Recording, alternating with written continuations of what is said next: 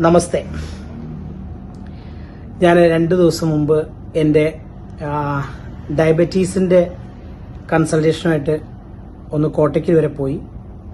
നിസാബ് ഡോക്ടറെ കണ്ടു. അതിനുശേഷം പെട്ടെന്ന് ക്വിക്കായിട്ട് എനിക്കൊരു ഒരാളുമായിട്ടൊരു മീറ്റിംഗ്, ഒരു പ്രോപ്പർട്ടീൻ്റെ ഡീലുമായിട്ട് ബന്ധപ്പെട്ടുള്ളൊരു മീറ്റിംഗ് വന്നപ്പോൾ ആളെ സൈറ്റിൽ പോയി കണ്ടു. അതിനുശേഷം ആളുടെ വീട്ടിൽ ഡിന്നർ കഴിച്ചുകൊണ്ടിരിക്കുമ്പോൾ ഞങ്ങളുടെ വിദ്യാഭ്യാസത്തെക്കുറിച്ചും ക്വാളിഫിക്കേഷനെക്കുറിച്ചും വർക്ക് എക്സ്പീരിയൻസിനെ കുറിച്ചൊക്കെ ചർച്ച വന്നപ്പോഴാണ് ഞാൻ തന്നെ വർഷങ്ങൾക്ക് ശേഷം ഈ ഒരു ചെറിയ ഇൻസിഡന്റ് ഓർമ്മ വന്നത്. അപ്പം അതൊന്ന് ഷെയർ ചെയ്യാമെന്ന് വിചാരിച്ചു. 91, 93 ആൻഡ് 93, 95 ആണ് എൻ്റെ പ്രീ ഡിഗ്രി കാലഘട്ടം. ഈ 5 വർഷവും ഞാൻ പഠിച്ചത് MES മമ്പാട് കോളേജിലാണ്. 91, 93 എന്ന് പറയുന്ന പ്രീ ഡിഗ്രി വളരെ ആവറേജ് ആയിട്ടുള്ളൊരു സ്റ്റുഡൻറ് മാത്രമായിരുന്നു ഞാൻ. സത്യത്തിൽ പ്രീ ഡിഗ്രീൻ്റെ റിസൾട്ട് വരുമ്പോൾ എനിക്ക് പേടി പോലും ഉണ്ടായിരുന്നു എന്തായിരിക്കും റിസൾട്ട് എന്നുള്ളത്.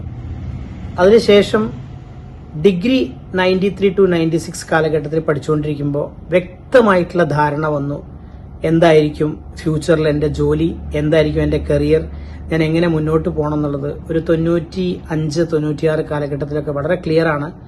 എനിക്ക് എന്നെ പഠിപ്പിക്കുന്ന OP സാറിനെ പോലെ, ആബിദ ടീച്ചറെ പോലെ, നിസ്താർ സാറിനെ പോലെ, നാസർ സാറിനെ പോലെ, ഇസ്മായിൽ സാറിനെ പോലെ ഒരു നല്ല ലെക്ചറർ, പ്രൊഫസർ ആവണം, നല്ല രീതിയിൽ കുട്ടികളെ പഠിപ്പിക്കുന്ന ഒരു ടീച്ചർ, അതായിരുന്നു എൻ്റെ ഡ്രീം.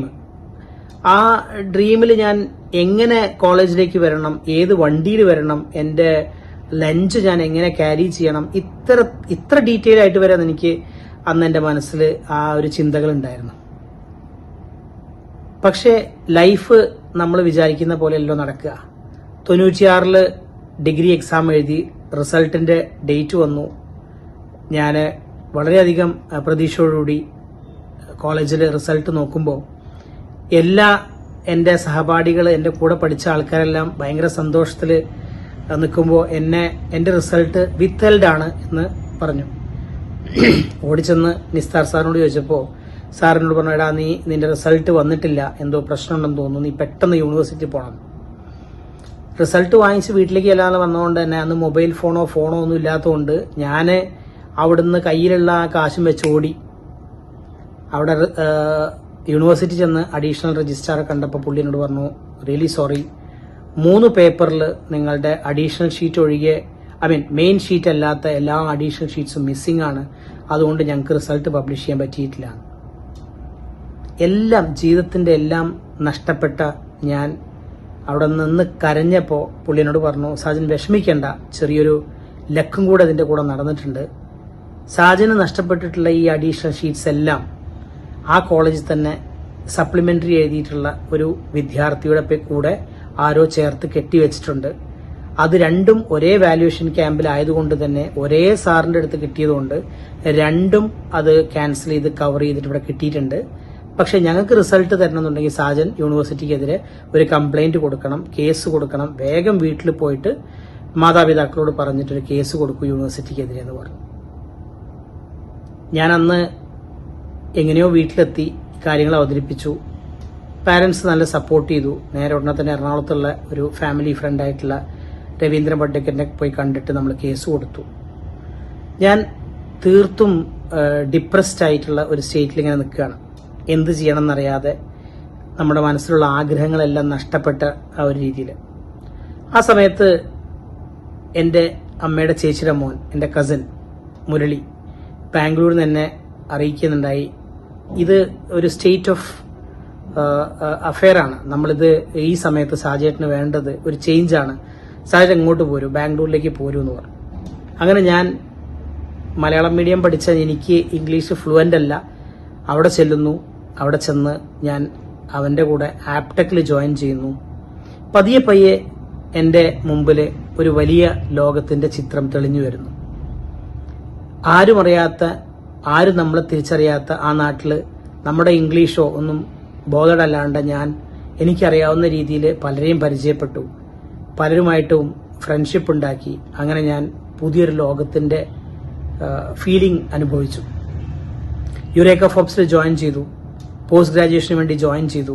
അങ്ങനെ ആ ജേണി കണ്ടിന്യൂ ചെയ്ത് 98 ഞാൻ ഏഷ്യൻ പെയിന്റ്സിൽ ജോയിൻ ചെയ്ത് അവിടെ നിന്ന് ഇങ്ങോട്ട് 30 വർഷത്തിൻ്റെ ഈ ജേണി കണ്ടിന്യൂ ചെയ്യുന്നു. ഇപ്പം ഞാൻ ഒരു പ്രൊഫഷണലായിട്ട് കണ്ടിന്യൂ ചെയ്യുന്നു. ഞാൻ ഇത്രയും പറഞ്ഞത് നമ്മളുടെയൊക്കെ ജീവിതത്തിൽ ഒരുപാട് ആഗ്രഹങ്ങൾ നമുക്കുണ്ടാവും.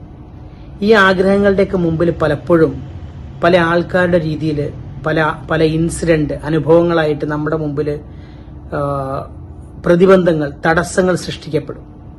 പക്ഷെ ഒരു കാര്യം വളരെ വ്യക്തമാണ്, ഈ ഓരോ തടസ്സങ്ങളും നമ്മുടെ മുമ്പിൽ തുറക്കുന്നത് അതിന്റെ 10 മടങ്ങ് വലിപ്പമുള്ള അവസരങ്ങളായിട്ട് തന്നെയാണ്.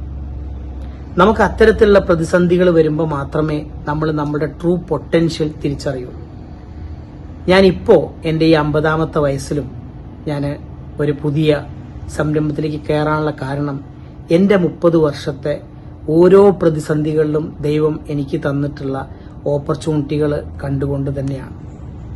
നമ്മൾ പഠിക്കുമ്പോൾ, റിസൾട്ട് വരുമ്പോൾ, ജോലിയിൽ പ്രൊമോഷൻ പ്രതീക്ഷിക്കുമ്പോൾ, ഹൈക്ക് പ്രതീക്ഷിക്കുമ്പോഴൊക്കെ പല പ്രതിസന്ധികളും നമ്മളെ മുമ്പിൽ വരുമ്പോൾ നമുക്ക് ഒരു കാര്യം തീർത്തും മനസ്സിലാക്കാൻ പറ്റും, നമ്മൾക്ക് ആ പ്രതിസന്ധിയെക്കാട്ടിലും ഒരുപാട് പൊട്ടൻഷ്യൽ നമുക്കുണ്ട്.